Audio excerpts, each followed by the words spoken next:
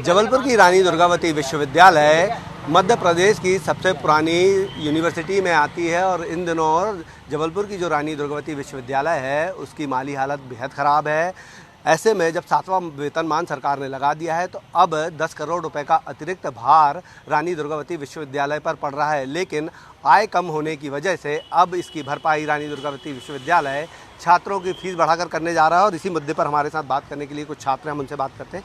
ये बताइए कि सरकार आरडीबीवी का जो माली हालत है वह बेहद ख़राब है इन दिनों, क्योंकि इसका विभाजन भी हो चुका है, लेकिन ऐसे में अब जो है 7वें वेतनमान के तहत जो कर्मचारी को वेतन देना है, पेंशन देना है, उसके लिए 10 करोड़ रुपए का अतिरिक्त भार पड़ने जा रहा है। तो इसलिए अब आप लोगों की जो फीस है वो बढ़ाई जाएगी। ये फीस बढ़ाने का फैसला है वो कितना जायज़ है? देखिए, सबसे पहले तो अधिकारी और कर्मचारियों को जो सातवां वेतन के माध्यम से जो उनको भुगतान जो होगा उसका फैसला स्वागत योग्य है, लेकिन इसका मतलब ये नहीं कि उनको भुगतान छात्रों से अवैध वसूली करके किया जाए। मैं एज अ खुद स्टूडेंट होने के नाते मैं छात्राओं की पीड़ा बहुत अच्छे से समझ सकता हूँ। सरकारी स्कूल, कॉलेज और यूनिवर्सिटी में पढ़ने एक बहुत बड़ा गरीब परिवार के बच्चे आते हैंगे जो एक अच्छी शिक्षा कम पैसों में हासिल करने के लिए आते हैंगे। इसके लिए लेकिन अगर आप उन्हीं छात्राओं के लिए अतिरिक्त फीस अगर बढ़ा देंगे तो सबसे पहले वो छात्र छात्राओं को नुकसान होगा, क्योंकि अगर वो छात्राएं अगर ज़्यादा फीस दे सकते हैं तो वो कहीं प्राइवेट चले आए, लेकिन क्योंकि देने में एक्चुअल क्या है वो असमर्थ हैं, तो वो यूनिवर्सिटी आते हैंगे और कम पैसों में अच्छी शिक्षा ग्रहण करने आते हैंगे। अगर वही शिक्षा आप बढ़ा देंगे तो छात्राएं कहीं ना कहीं अपनी पढ़ाई से वंचित होगा, कहीं ना कहीं उन्हें पढ़ाई छोड़ना पड़ेगा, जिससे उनके भविष्य में बहुत नुकसान होगा। बोले पढ़ाई छोड़ना पड़ेगा, लेकिन जिस तरीके से फीस बढ़ाने की बात कर रहे हैं, कितना भार पड़ेगा और इसका किस तरह से आप लोग करेंगे, या इसका विरोध होगा, या आप लोग बोलेंगे कि फ़ीस नहीं बढ़नी चाहिए? क्या होना चाहिए? अगर फीस की मूल वृद्धि होती है विश्वविद्यालय में तो यूथ कांग्रेस और एनएसयूआई संस्कारधानी में एक भारी विरोध प्रदर्शन करेगी, क्योंकि जिस प्रकार से आप देखिए जो गरीब परिवार के बच्चे होते हैं जो अच्छी शिक्षा ग्रहण करने के लिए आरडीवी विश्वविद्यालय में आते हैं अपना अध्ययन करने, और अगर उनके साथ ही अगर फीस मूल वृद्धि होती है तो वो बच्चे कहाँ जाएंगे पढ़ाई करने, उसका हम विरोध करेंगे। देखिए, आप लोग विरोध की बात कर रहे हैं, यूनिवर्सिटी की अपनी दलीलें हैं कि खर्चे ज़्यादा हैं और आय कम है, इसलिए जो है फ़ीस बढ़ाना पड़ रहा है, क्योंकि बीते 8 सालों से उन्होंने फ़ीस नहीं बढ़ाई। तो क्या लगता है ये फ़ीस बढ़ाना ही इसकी भरपाई हो पाएगी कि दूसरे रास्ते भी हो सकते हैं? देखिए, रानी दुर्गावती विश्वविद्यालय जो शहर का सबसे प्रमुख और सबसे पुराना विश्वविद्यालय है, लेकिन इसकी स्थिति और शैक्षणिक इसकी गुणवत्ता देखेंगे तो आपको ज़मीनी हकीकत सामने आ जाएगी। आलम यह है कि विश्वविद्यालय अपनी परीक्षा समय पर आयोजित नहीं कर पाता, आयोजित हो भी जाती तो परीक्षाओं के परिणाम समय पर नहीं आते। परीक्षाओं के परिणाम आ जाते हैं तो परीक्षाओं के परिणाम में कुछ ऐसी तकनीकी गड़बड़ियों का नाम लेकर के बच्चों से रिवैल्यूएशन और कॉपी दोबारा खोलवाने के लिए अवैध वसूली के नाम पर वो जो शुल्क भराया जाता है वो भी विश्वविद्यालय के द्वारा किया जा रहा है। इससे पूर्व भी हम एनएसयूआई जिस छात्र संगठन से हम लोग जुड़े हैं, उन्होंने छात्र संघ के जो छात्र संघ शुल्क का जो अवैध लोगों ने भुगतान कराया जा रहा था छात्रों के द्वारा, जबकि छात्र संघ का गठन भी नहीं हुआ है। पिछले 5 वर्षों से छात्र संघ गठन ही नहीं हुआ और छात्र संघ शुल्क वसूला जा रहा है विश्वविद्यालय द्वारा।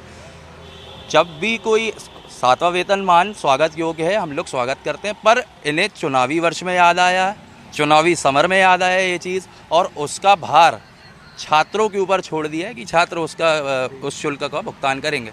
ये सरासर अन्याय है छात्रों के साथ।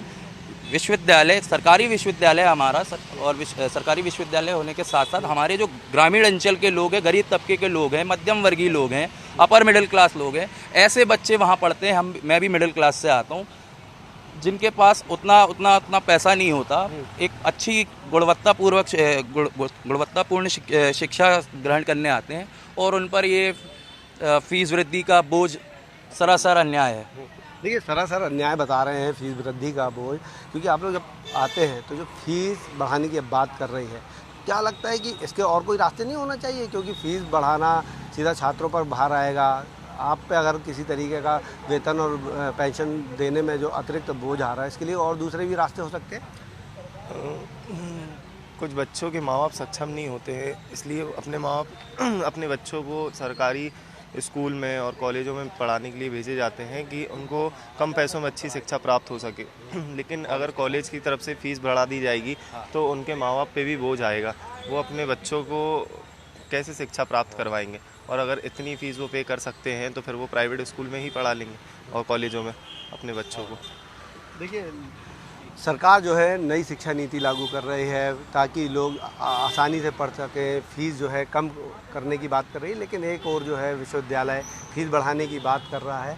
क्या वजह है कि ग्रांट, जो हम ग्रांट की बात करें तो ग्रांट भी कहा जाता है कि इनको ग्रांट भी मिलता है, लेकिन उसके बाद भी अगर इस तरीके से फीस बढ़ाएंगे तो बच्चों पे जो है कितना बोझ पड़ेगा या परिवार पे कितना असर पड़ सकता है? बहुत ज़्यादा बोझ पड़ेगा, हद से ज़्यादा बोझ पड़ेगा। और उसके साथ सीधा सीधा असर ये होगा कि माता पिता अपने बच्चों को यूनिवर्सिटी, स्कूल, कॉलेज भेजने की बजाय अपना नाम, उनका नाम कटवा के घर में बैठाएंगे, जिसकी सरासर जिम्मेदारी, इस सरासर जिसकी पूरी जिम्मेदारी से गवर्नमेंट के ऊपर जाएगी। गवर्नमेंट ने वेतन वृद्धि लागू करी है, ये बहुत अच्छी बात है, लेकिन इसका मतलब ये नहीं कि इसकी वृद्धि का जो भरपाई छात्र छात्राओं से की जाए। आप छात्र छात्राओं की भरपाई करना चाहते हैं तो आप संविदा शुल्क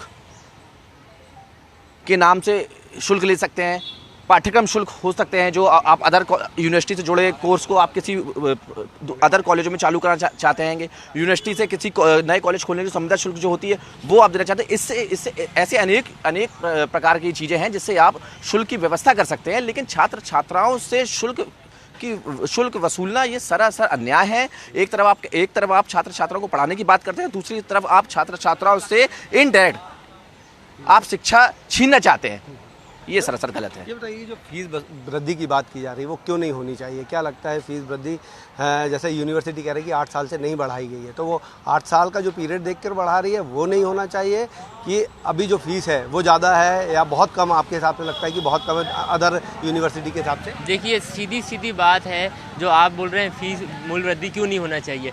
अभी हाल ही में विधानसभा चुनाव है, इनका सीधा फंडा ये रहता है, ये सीखो कमाओ योजना लाते हैं, ये ऐसी छात्रों के लिए बताते हैं कि हम ये योजना लेकर के आते हैं, और ख़ुद अपना विधानसभा चुनाव का पैसा वसूल करने के लिए, और जनता का पैसा तो अभी तक लूट रहे थे।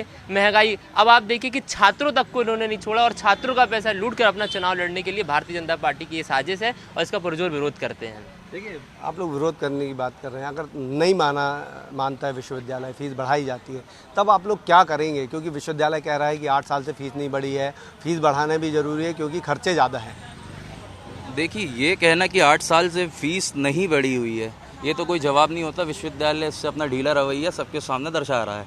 दूसरी चीज़ ये है कि अगर विश्वविद्यालय अपनी मनमानी पर ही उतरना चाहता है तो हम उनको साफ साफ बता दें कि विश्वविद्यालय छात्रों से और छात्रों के द्वारा चलता है, और छात्र ऐसे बहुत बड़ा आक्रोश कर विश्वविद्यालय बंद का आह्वान करेंगे। तो देखिए, जो छात्र हैं उनका कहना है कि फ़ीस जो है किसी भी कीमत पर नहीं बढ़नी चाहिए, क्योंकि जब यूनिवर्सिटी या सरकारी जो कॉलेज हैं वहाँ पर पढ़ने वाले गरीब तबके, मिडिल क्लास के बच्चे आते हैं, और ऐसे में अगर फ़ीस बढ़ाई जाती है तो इसका बोझ सीधा उन परिवारों पर आएगा। अगर विश्वविद्यालय पर 10 करोड़ रुपए का अतिरिक्त बोझ आ रहा है तो उन्हें इसकी भरपाई अन्य शुल्कों से करनी चाहिए, ताकि छात्रों पर जो फीस बढ़ाने की बात कही जा रही है उसका असर न पड़े। कैमरामैन गणेश के साथ अभिषेक शर्मा, IBC 24 जबलपुर।